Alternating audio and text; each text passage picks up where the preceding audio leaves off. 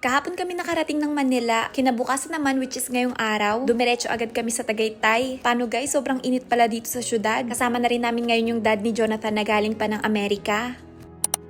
Nakapag-book nga kami ng 5 gabi sa Airbnb dito sa Rizal. Kaso, aalis naman kami ngayon kasi guys, hindi talaga kaya yung init. At ang unang Filipino food na ipapatikim natin sa dad niya, walang iba kundi itong lechon. Yan din kasi yung unang nakain ni Jonathan nung pagpunta niya dito sa Pilipinas noong 2024. Pagkatapos namin mag-check-in, dumiretso naman kami sa pinakamalapit na supermarket. At guys, itong mga kalalakihan, imbis na sa pagkain dumiretso dito talaga sa mga alak, mukhang magwawalwal talaga sila. Naku, kailangan niya ng papa ko para lumabas yung English niya. Maya-maya tapos na kami mamili, nagbayad na rin. Medyo hapon na nga rin neto, since pagod pa sa halos 3-4 na oras na biyahe, napagdesisyon na namin na dito na rin sa Balivino, Tagaytay, kumain ng dinner. Grabe, sobrang ganda sa villa na to. Talagang tipong lahat kami, napawaw sa laki. Lalo na 7 lang kami na magsastay dito. Kanina habang nag-grocery, kumuha ko netong bangus kasi grabe, na-miss ko talaga to at ang tagal ko nang hindi nakakain ng isda. Sa Japan kasi diba guys, uso yung sashimi or sushi. At alam nyo ba, hindi yun luto. Hindi ko ngayon masyado bet. Bumili nga rin si mama netong tilapia, pinapalamanan niya ng kamatis at sibuyas. At yung pinsan ko nakasama rin namin ngayon, si Chiki, bigla ba namang kumanta ng Die With A Smile? Kaya ayan, kami ni Jonathan bigla na rin napasayaw. Kasi yun yung sayaw namin sa kasal. Sa may gilid ng pool meron na ring ihawan dito. Kaya ayan, salit-salitan nga kami nagtitingin kung luto na ba tong iniihaw namin. Ako naman gusto ko na rin dumiretso sa pool. Kaso pinapakiramdaman ko pa kung malamig. At ayan, niloloko pa ako ni Papa. Buti na nga lang warm din yung tubig. Maya-maya nagsimula na rin kami magpahinga konti at magsimulang magkwentuhan. At nung luto na yung mga pagkain, kainan na!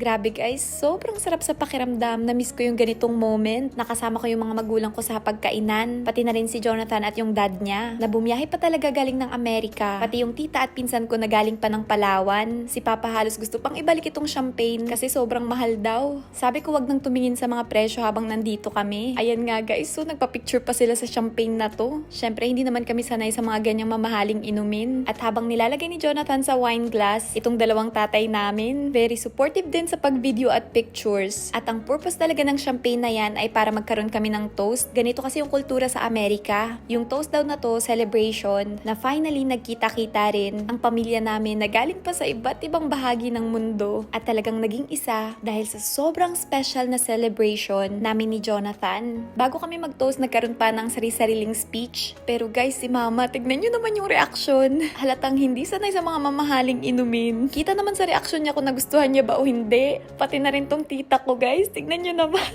Buti pa si Chiki, matamis yung iniinom. Kaya kayang-kaya kahit dire-diretso inumin. Bata pa siya kaya hindi siya pwede sa alak. Binilan siya ni Jonathan kanina ng Chucky. Pagkatapos mag-toast, ayan, nagdiretso na sila dito sa swimming pool. Grabe guys, sobrang ganda dito sa Balivino, Tagaytay. May pa-small fountain pa at pailaw yung pinaka-swimming pool. Kaya ayan, ang sarap talaga ng relax ng mga kalalakihan namin. Nagiinom na rin sila habang nakababad dyan. Yung pinsan ko wala nang iniinom. Paano ang bilis niya naubos yung Chucky niya? Wala pa ata 1 minuto. Kaya guys, para sa mga ganitong special na okasyon, pwede rin kayo mag-book sa Balivino, Tagaytay. Lahat sila marunong lumangoy kaya nga sabi ko magpaunahan sila. At talagang lahat game na game. Sobrang competitive ng bawat isa. Pati si Chiki guys, talagang gusto rin manalo. At bandang huli, si Jonathan din yung nanalo. At si Papa nga napatigil sa may gitna. Hindi ko alam guys, pero parang sinadya niya yun. Kasi guys, alam ko, napakagaling niyan lumangoy. Nagpapaka-humble siguro. At ayan nga, nakijoin na rin ako dito sa swimming pool. Si Mama naman nasa may pinakataas at siya yung nagvi-video sa amin. Kasi galing sa balcony, makikita kung sino yung mga naliligo sa pool. Unang araw pa lang ito dito sa Pilipinas. Marami pa akong ipapakita sa inyo. Kaya dyan lang kayo ha!